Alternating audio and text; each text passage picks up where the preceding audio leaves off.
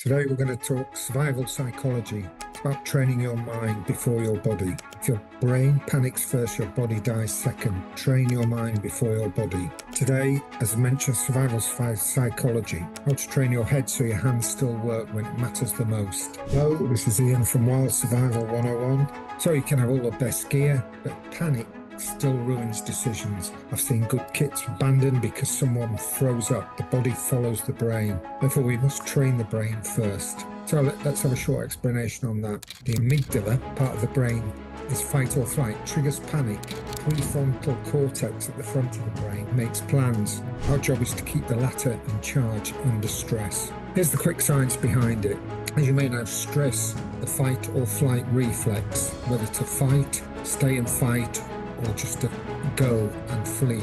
That's the fight or flight reflex. When that happens, heart rate spikes up, vision narrows, thinking can short circuit. But the three things reliably push thinking back online. And those three things are breathing, movement priming, and pre-made decision rules.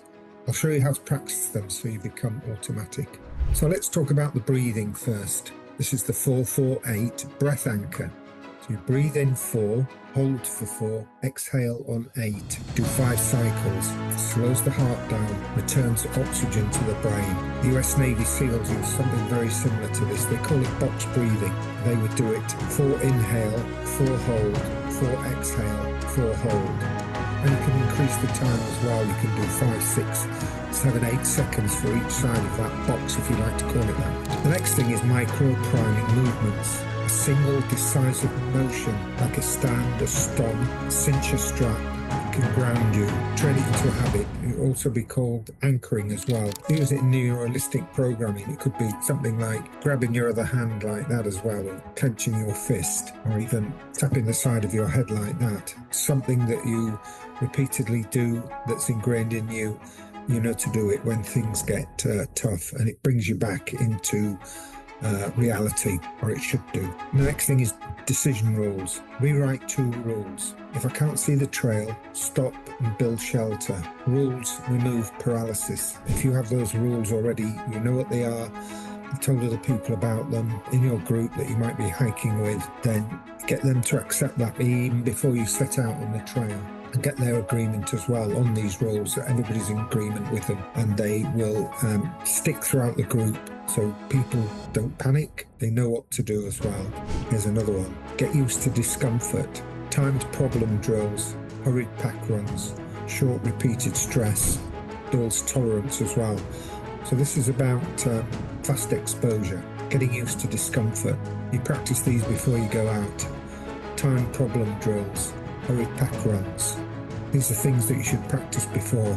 So you put yourself in a stressful situation before you even go out hiking. And those repeated stress builds tolerance. So time problem drills might be some sort of an assault course if you're able to use one that are timed. You could make up your own as well. Hurried pack runs. This is about packing your rucksack in a hurry as well. You can time that as well. That puts you under stress. I mean, you know, it can relate to if you're camping somewhere and you have to pack up very quickly because of some force of nature was coming too close, like strong winds or something, and you had to get out of your tent, pack it up quickly, pack your kit up quickly, and get somewhere that provides more of a shelter.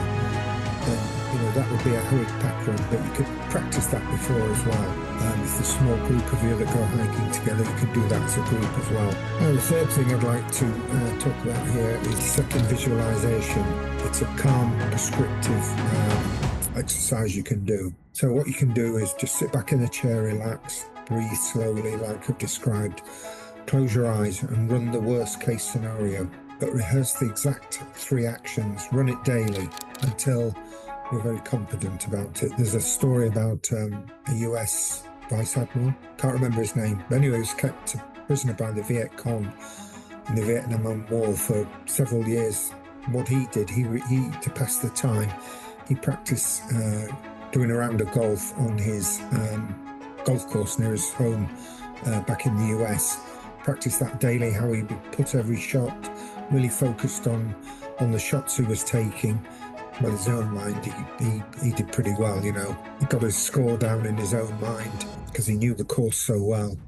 Actually, when he was released and went back home, his score actually did increase, which just goes to prove that, you know, you can practice these worst case scenarios or any scenarios like that.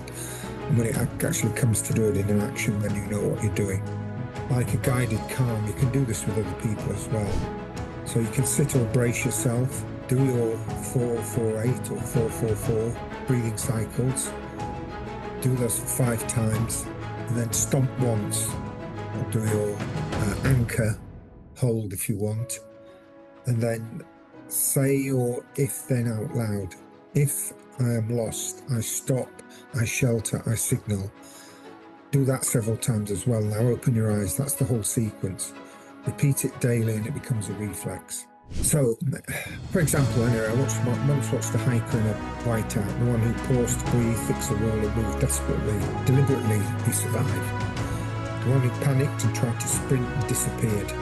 Same environment, different mental thinking. Fight or flight response.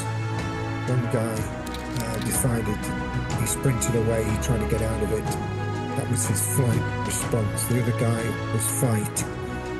He decided to stay, pause, breathe, fixed a rule and move deliberately. I think he built a shelter and he was able to stay until that whiteout had cleared and he was able to continue on his hike. You know, he could see clearly after the whiteout had gone.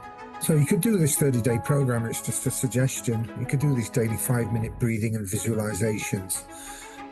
Or you can do twice weekly 5-minute stress exposures, cold shower or a sprint, or weekly scenario drill. Do it with other people. Track your pulse recovery as well. You know, you could aim to drop 20% in 60 seconds over the weeks. And you could keep a decision log as well. How did you act? Did you act or freeze? That's your progress as well. So if this helped, do 3 things. Like this video, it tells me you want mindset content. Subscribe for more survival drills every week and drop the word mind in the comments.